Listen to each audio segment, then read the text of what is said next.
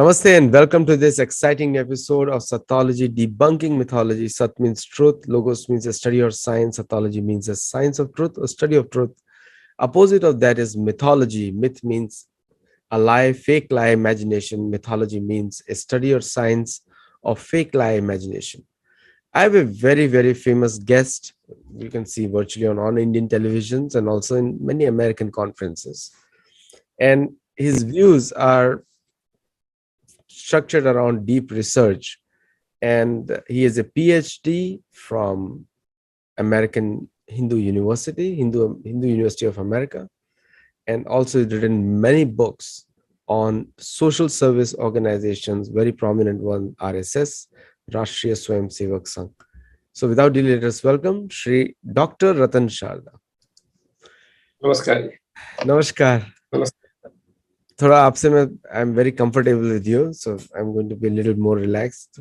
So, Dr. Ratan Sharda, before we start off, there's a Dismantling Hindutva, and these conferences are being organized in Toronto, in US, and as I'm researching more on American history and the colonial history of the whole world, all wars have originated from Europe. All wars. Exactly. And all philosophies, including the left and right, Vamapanthi, Dainpanthi, whatever you call it, these are all European philosophies for divide and rule. That has been the basic mantra, and for three reasons. And I have written in my book also very clearly: gold, glory, and God.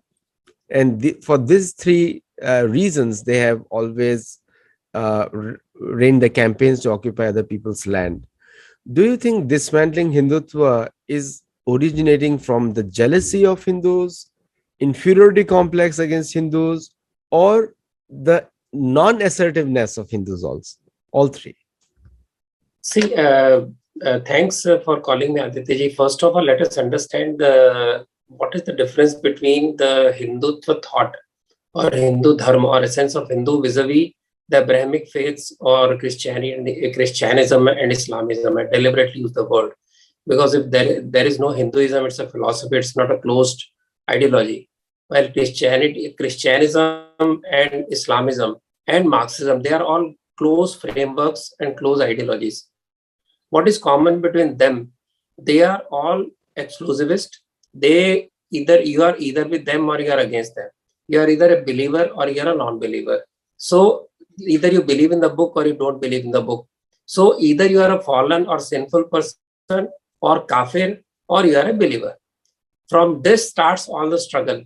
Now, who is more believer between the followers of Bible or Quran? That is the fight that destroyed Europe for long years, if you remember. This battle continued. It destroyed nations. It destroyed societies. And it destroyed all the so-called pagans or the original cultures and traditions that were alive in these nations and were doing very well. They had a very smooth society, very well done, very well running society, and these were disturbed and destroyed by the new supremacists who said that ours is the only way. So this only way started all the wars in the world and all the destruction and ravage. This is point one.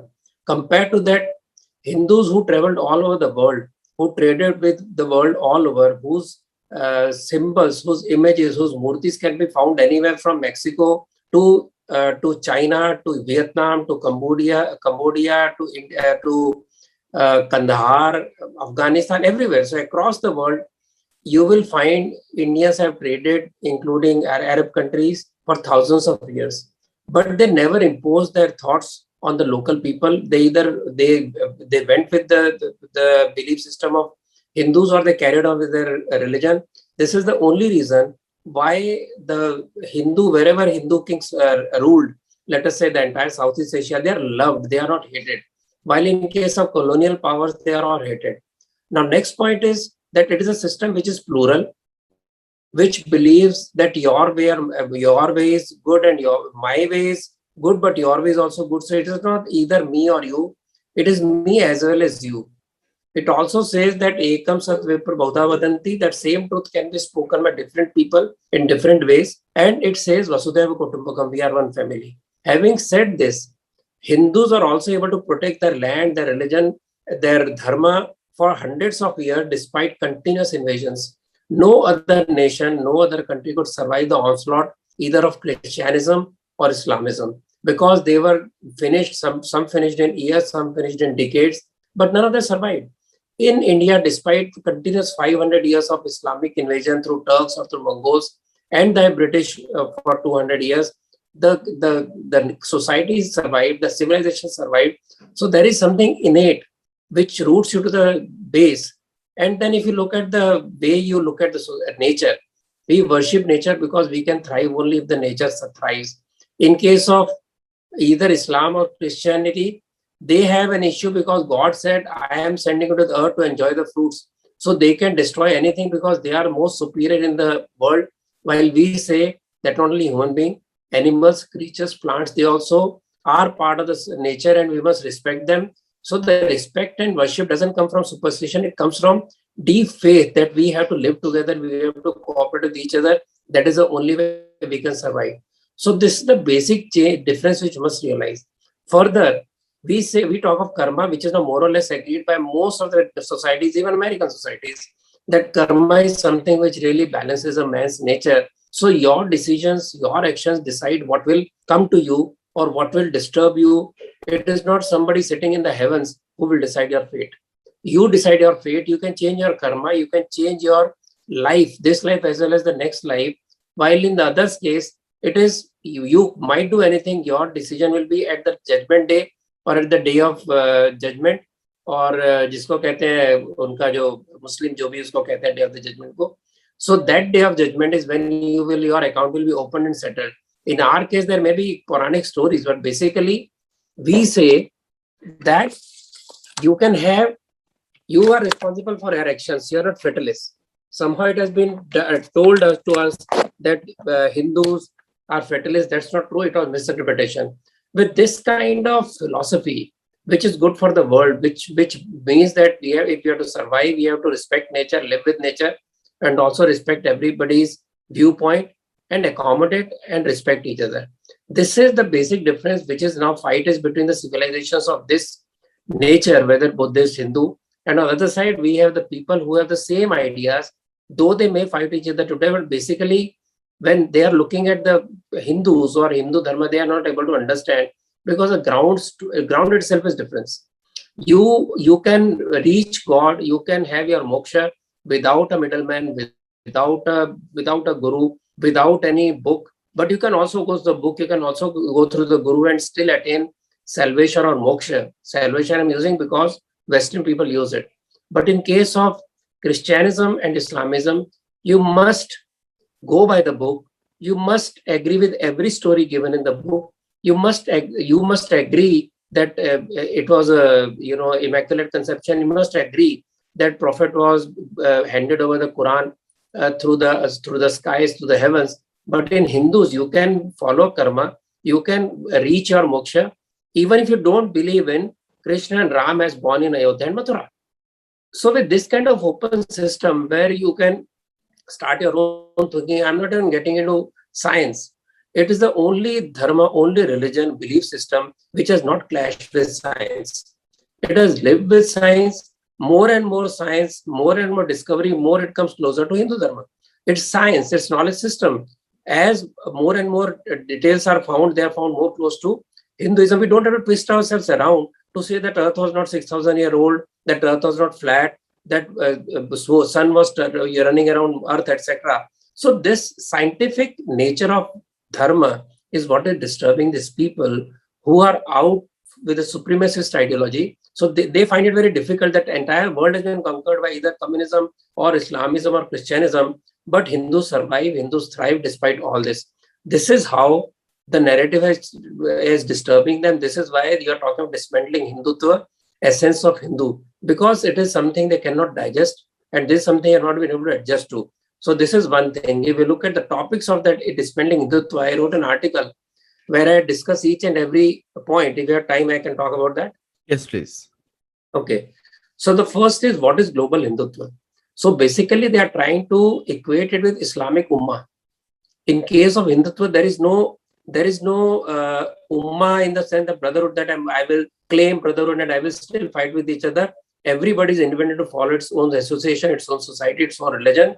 So they are trying to equate with the ummah concept of ummah of the Islam. Then there is political economy of Hindutva.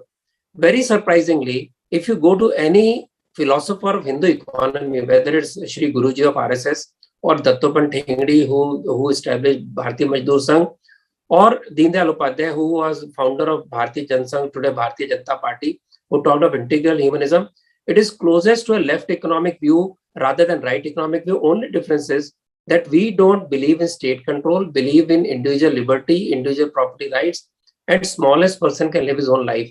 And you must take care of the last person in the queue. So this is more left than right. So what is the problem with the economy of Hindutva? I don't know. Then they talk caste and Hindutva. Knowing that caste is not the basic of Hindutva, they will keep on trying, like name the dog and stone it. That's the philosophy. Because if you look at the actual implementation, communist movement was headed by Brahmins. You can talk of Dange, you can talk of anybody else. Naxals were led by Brahmins, Kanu Sanal, etc. Socialists were led by Brahmins, NG Gore, Madhulima, etc. Congress was led by Brahmins, and BJP also had Brahmins, because basically Brahmins, for whatever reason, right or wrong, were able to get the best of the knowledge. Because they had knowledge, they realized the problems with the society, and they didn't depend on any book to say this cannot be done. They took upon themselves to reform the society, change the society, disown or own a scripture, and that is how Hindus continuously evolved. It's not like other religions which are cast in stone that whatever said on 7th century or 1 BC will be the ultimate truth. We don't say that. So this ability of Brahmins to lead the society because they had the knowledge. But if you see the change has happened more in Hindutva camp than in left society. The Communist Party did not have a woman representative for 90 years. The first woman who came to Politburo was wife of a Communist Party General Secretary. They have not a single Dalit in Politburo because they say they haven't found the right person. If a Communist Party in 100 years could not nurture a Dalit or a lower caste or a woman for the top position in the Politburo, what are they talking about? And these are the people who are telling that Hinduism, Hindu Dharma, Hindutva is patriarchal, misogynist. But if you look at RSS and other organizations, they have maximum number of every other caste. They have maximum number of women in all the positions. They have women organizations which have more women than compared to all total of all the left forces. Of course, in case of Islam, you cannot, Christianity can't even talk about womenhood. When India had the queens and the who were fighting on the ground, the Rishikas who were doing tapas or their tapasya, at that time Christianity was wondering whether women have spirit, whether women have souls, or whether women can be considered equal to men. Go to the discussions. Or Islam had very clearly said, though Muhammad had improved a lot of the women compared to what the society was in Arabic, still they had the same problem. So women have value of half the witness. They don't have right to education. They don't have right to. It's on the paper, but if you look at the society, the way it has been interpreted by the people who claim to know Sharia, it is that women have lowest possible strength, lowest possible rights, and they can be stoned to death if she is raped. That you need witnesses to say she has been raped, or she will be stoned, she will be punished. Nobody questions them.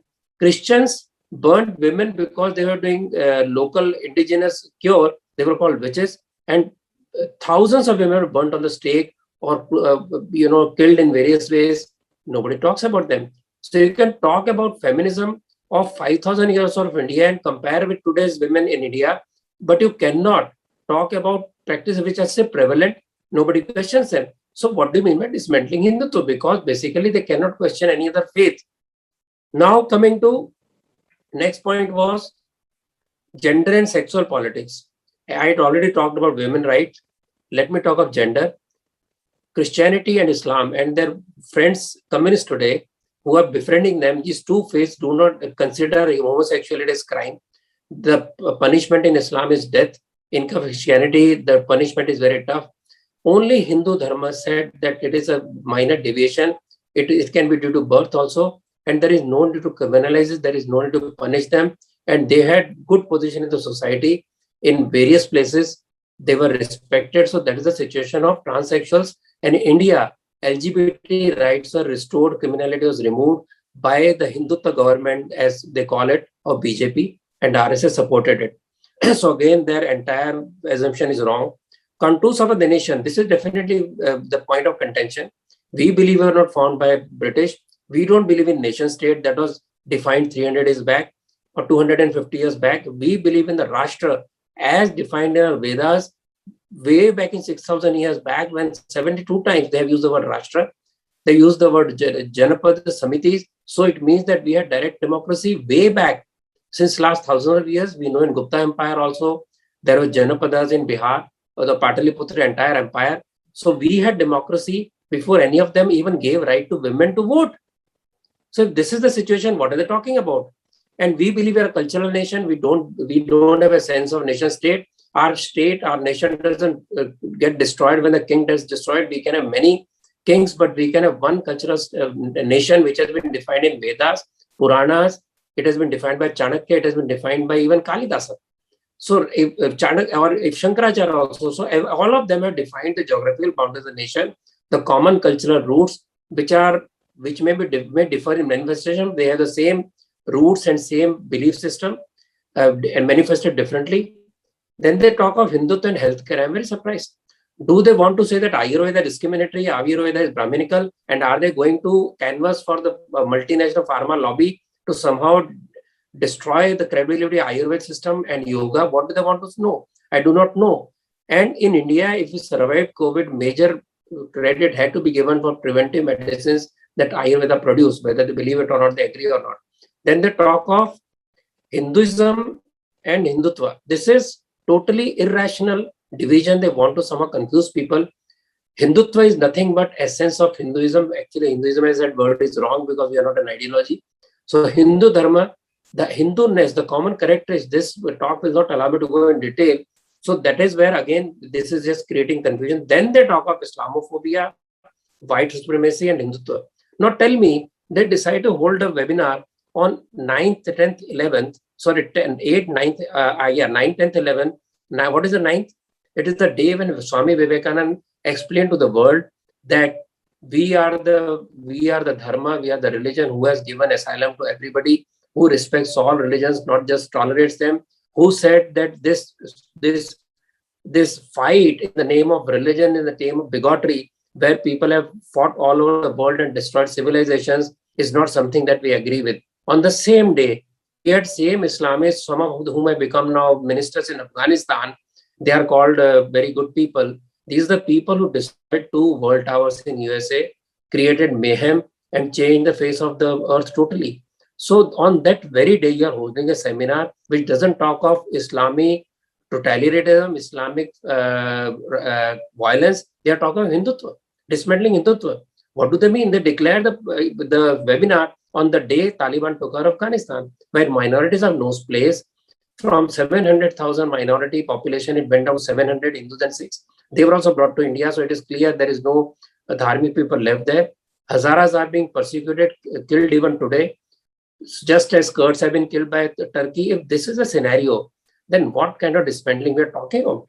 So this entire game of somehow holding a civilization, the most peaceful, the civilization we can show the world the way, how to come together, how to stay together, how to respect each other, and how to stay with the environment, is being abused, and somehow people are being confused, while the civilization or the values which are today threatening the entire world, whether it's African continent, Nigeria, Kenya, whether it's Europe, whether it's Middle East, or whether it's America also, or India also, Pakistan, of course, being the epicenter right now, which may shift to Afghanistan. If this is the situation, how ridiculous can it be?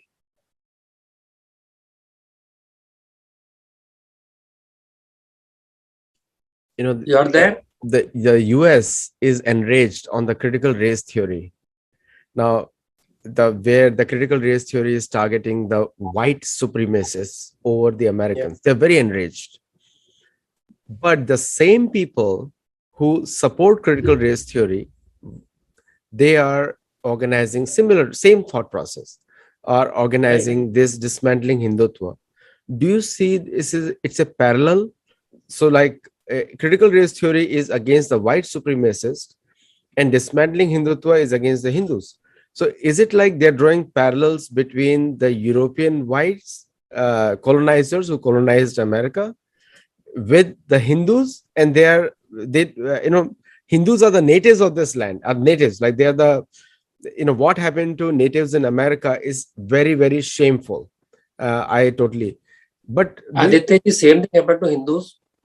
The Holocaust of Hindus is not recognized. Millions of Hindus died over 500 years, killed, ravaged, raped, converted, and we can't even talk of Holocaust, because if we talk of Holocaust, we are called racist. We are intolerant.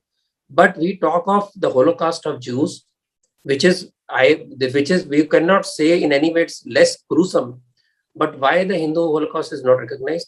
Why it is not? No books are written on it. Why it is not a subject of research? While there are enough research on every other aspect of this, and white Europeans did colonize continents, colonize the countries, and they exploited the people, black people, natives, killed them, changed their civilizational values, converted them. While in case of Hindus, it didn't happen. I said in the beginning, even if Hindus went out, they never converted people by force. They never committed atrocities. This is the history. So we need to rewrite, we have to represent the Hindu case in a different way, where some research has to go and tell this is the way Hindu civilization flourished. It is the way it gave people knowledge and gave them science. It is not something where we exploited people, we went overseas and destroyed the belief system, nothing like that. So where is the comparison? There is no comparison at all. You can heap the sense of guilt in whites for various reasons who have already they have accepted it. Many of them have also apologized for what they did. But church has not apologized to Hindus. Remember this. They have not apologized to Indians. They have apologized to so many countries, but not to Hindus. Because Hindus need to be assertive and show to the world what has happened to them. We are trying to cover up the atrocities on us. This is the reason we are taken for granted and we are being abused even now. Do any of the researchers in USA have done any research on Holocaust of Hindus? It is available in Islamic books. It is available in the books of invaders, their own accounts. It is available in other cases also. It is available in the Wonder of Hinduism, also available with the Travelers' Travelogues. All this being available, why no research is done by same academic institutions which are trying to find the needle in the haystack for years together, and they are not able to create insult. They have not been able to create hate for Hindus.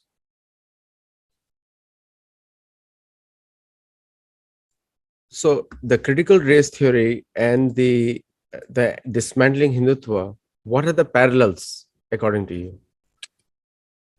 There are no parallels. Parallel is on the left movement. Parallel is left movement today. Taking support of Islamic money and Islamic thoughts, because they believe that they'll be able to ride their shoulders and try to destroy all other civilizations, because that is the ultimate game. And for that, they don't realize, I said earlier also, where there is Islam, there is no communism. Where there is communism, there is no communism, there is no Islam. Look at any country in the world. Communists will not tolerate Islam. Islam will not tolerate communism. If this is the scenario, how they can work together? But they have a common enemy in the name of Hindus, and now in the name of whites in Europe. So by continuously piling up the kind of guilt sense in the whites, whether it's gender, whether it's religion or anything, but how they are better. Communists between themselves have killed 100 million people. Russia, China, North Korea, I'm not talking about the small killings. Islam has killed millions of people. Christianity also has blood on its hand. In fact, Christianity was the handmaiden of imperialist forces. Bible was used by the whites to claim justification for enslaving people, killing people. Only in Islam and Christianity was slavery legalized. It was accepted form. And even in USA, for example, founding fathers who defined democracy had slaves. Slowly it was ended.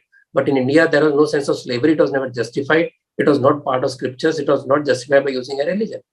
Hindus have never used scriptures to justify any violence. What they fought for is always for dharma, for ethical values or moral values, for justice. They have not fought for any religion, for any supremacist sense.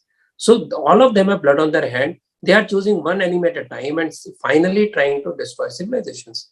Europe has overcome its racism. Of course, there is still some racism, but that is true of any society. This is not something only true of Europe, but it has recovered itself. Russia has broken up; it is changing. The entire Russian Empire, which broke up, is changing itself, except where there is Islam in majority. Czechoslovakia broke up. So where they had tried to create artificial nations, they broke up. India didn't break up despite all the efforts of communists who believe it is 17 nations into one nation. People didn't believe that. So that is the difference. They're trying to create parallels. As I said, just choosing one enemy at a time, destroying it, and finally they will see whether I will survive, communists will survive, or Islam will survive. Whether Islam, Sunni, or Shia will survive.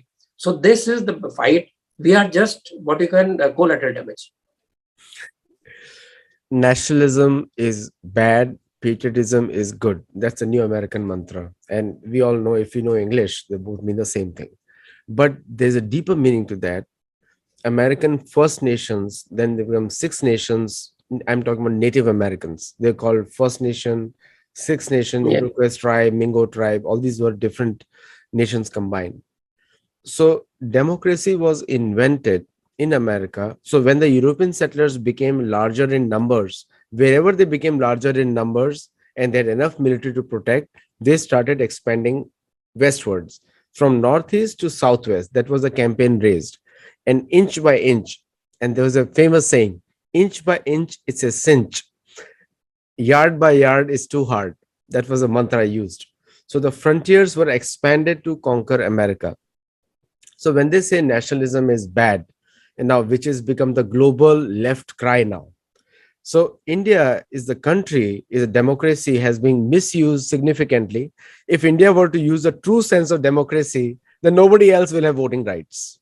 Nobody else. If it was following the true American model of democracy.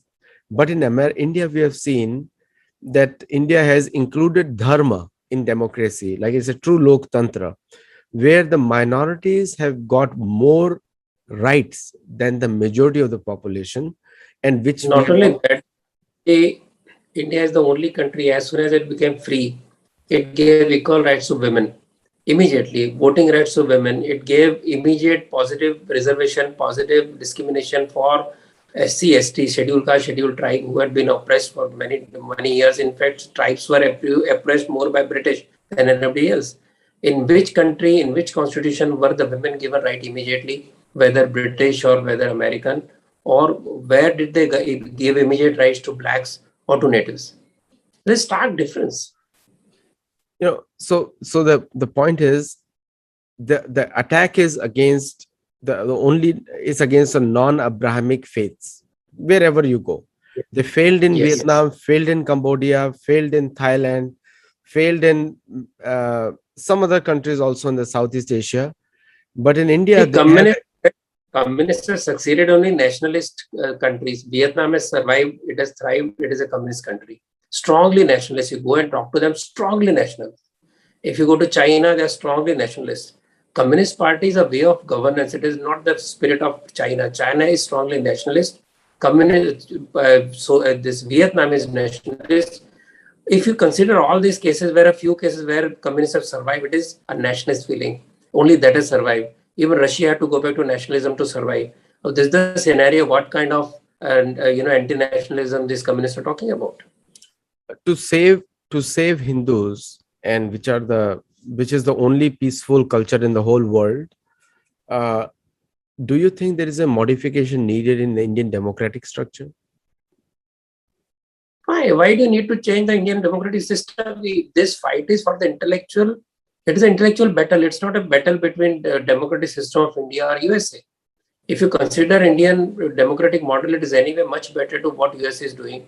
It has the best possible technology usage, has best possible penetration to going to the voters to get them voting rights. There is least possible impersonation or wrong voting compared to USA, where they count votes for 5 days because the paper ballots even now, where there are mail ballots which can be manipulated easily. So if this is a scenario, what kind of democratic competition is there between India and America? There is none. There are so many things except poverty, which was a legacy of British. There is a lot more to learn from India, from Hindus, than what we can learn from America today in terms of ideologies, in terms of running the governments. Look at the way your election got messed up, not once, but twice or earlier, I don't know. In India, how many elections got messed up since last so many years? Hardly any. There has been no post-poll violence in the sense it happened in Bengal recently. Otherwise, people accept the diktat, whether it's central government or state governments. So that is a deep root of democracy that we have. If we had discriminatory democracy like America earlier had, then you could say that you have improved democracy. We are not elitists. We don't say only educated people have the right to vote, because if we are giving equal respect to every kind of living being, then how can we say that we can write for one, not for others? So this is not correct to say that democracy is the problem. It is the implementation of democracy, the vested interest, whether they're in USA, whether they're in India, whether they're in Canada or Australia. These vested interested politicians are what they actually damage the democratic institution. As it is said, it is the best of the worst kind of governance system. There is no better system yet invented. Hope it is invented someday. Hope it is reformed in a way that everybody feels participative. But as of today, of all the system, with all the defects, democracy is the only way out. To preserve India's growth and preserve, we have seen that the Islamic model of governance, it has always killed economy. And we've also seen the Christian model of governance. It has also destroyed economy. Look at all the Christian countries in the South America. All are poor. All are poor. And But Aditya, this was not due to democracy or due to Christianism. It was because of imperialism and colonialism of the European race at that time, on the shoulders of which church rode, and who exploited the people. So actually, why Christian countries themselves never suffered, why Europe was thriving, it was prosperous so far, and why US was prosperous, because they exploited the people of the colonized countries and used every resource of theirs. So those countries remained poor. As Jomo Kenyatta is said to have, I don't know, people say that's not right, whether Jomo Kenyatta said or not. But the saying is so correct that when they came, we had the land, they had the Bible. They gave us the Bible, said, close your eyes and pray. When you opened eyes, we had the book and they had the land. So this is what is wrong with colonial model. It is not to do with Christianity. Jesus never did it. It is the thekedars, the contractors of religion, who subverted Jesus, created a book which is not even what Jesus said. And that is how different sects of sampradayas of Christianity are born. And that is what was used by these people to support each other. So this is complete mix-up of religion and politics. Whether Pope was with kings, whether he was against the kings and all this. Imagine Pope distributed the world to people how to exploit. That is the power of Pope. None of the Shankaracharya ever did it. So problem lies with the contractors of the religion, what we call thekedars in Indian languages. They have misinterpreted the church. They have used the church, abused the church to have their colonial exploitation. And now churches become that way. So church also became an industry then. Church also became a business. So Vatican being the biggest multinational center to export the religion, exploit the local people. There is I was reading Twitter today. Somebody said the day question of hunger is solved, Christianity will die. Because all the new converts are coming from poor countries. That's right. They are losing following in their established centers. So now India has to export nuns, they have to export bishops, they have to export Bible, they have to export everything. So this is the problem with Christianity. While they are sending their evangelists, making huge money from the same white countries who are contributing to our evangelists to convert people, and they are living in palatial houses. They have wonderful industry of conversion. They do all kind of tamashas to convert people. It's a circus. So this is the scenario today. I think that the day India starts putting sanction on people who send people for conversion, the sanctions will have a very big effect on the economies of these. Yes, it is a democracy. I think it is Hindu Dharma which needs protection of the law. That's See right. what happened in India. We had a constitutional articles on 25 to 30 which gave certain protection to minorities. That is the only place there is a word like minority entire constitution. Somehow it was turned into anti-Hindu sections. It was never so. If you read the articles, there is no clause that which says that Hindus cannot do these things. That's right. So Christians and Muslims and other minorities can run the institutions, education institutions, temple, mosque and churches, etc. But Hindus can't, though it is not prohibited. What has happened? The legacy of British, which they used to exploit the temples, own up the temple, use the money, and divide the people. That law has been used even after independence by various states to take over Hindu temples and misuse the funds there. That is why Hindu society got impoverished. That is why the Gurukuls kept closing, while madrasas and missionary schools kept on increasing. So problem lies there, that it has been wrongly interpreted and no politician is ready to correct it, and nor they are ready to let the temples go. I believe this government is sincere, will do so sooner or later. But that is the problem with the Hindu society. So we need back our equal rights. So in a country where we are called majoritarian, as you rightly pointed, we have lesser rights, though there is no need when we say everybody should have same rights, they should have same rights, as simple as that. That cannot be called communal. I think if the Hindus start organizing, dismantling Ummah, dismantling Catholicism, or Catholicism versus Christianity, See, Islamism versus. the day Hindus and any other agnostic or non-believer, etc., start doing complete X-ray on Christianity and Islam and Christianism and Islamism, it will get totally exposed. The force of power, the force of Buddhism would stop people from doing it, and also the reward system which church established in various academia, where if many of these academicians belong to some church missionary research places, so these are the people who get rewards from them. They cannot go against them. They can go against Hindus because Hindus proverbial I would say load carriers. They fund the chairs which talk against them. The West has you know it better than I do. The West has a mantra, and I steal it from the movie Twins. Dave DeVito tells it to Arnold Schwarzenegger. When the money talks, bullshit walks. So if India starts following that mantra and starts investing the way Chinese have done, Confucius yes, Institute. money has to right places. Now nobody speaks against China and USA. So in New York Times, they have called Taliban as a stalwarts, and they have called so-called Hindu nationalist government as extremists. So that's the extreme limit of logic.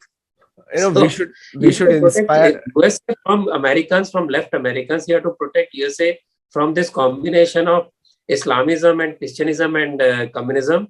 We will save ourselves. We will also organize our conferences. We also project to people what is right. If you remember, since we started interacting, what has been my prime theme?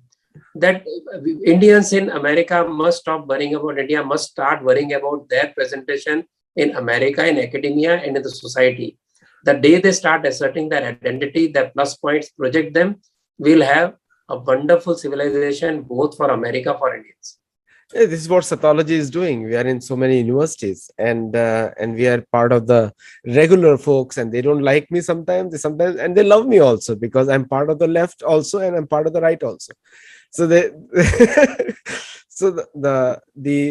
if the Arnab Goswami, see, these people fear the these people fear the truth. I have seen for last 7 years I have become public, and I'm debating with them, writing against them, writing books, etc. They are afraid of truth. No, they are. That is a major strength. I mean, they are trying to hide that America was stolen from Native Americans.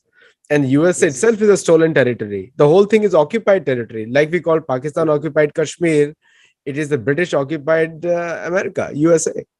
Anyway, so if you can ask your good friend Arnab Goswami and other people to start looking at some prominent news channels to buy them out, and Banaras Hindu University occupying Harvard University and Rutgers and other places, I think things will start changing.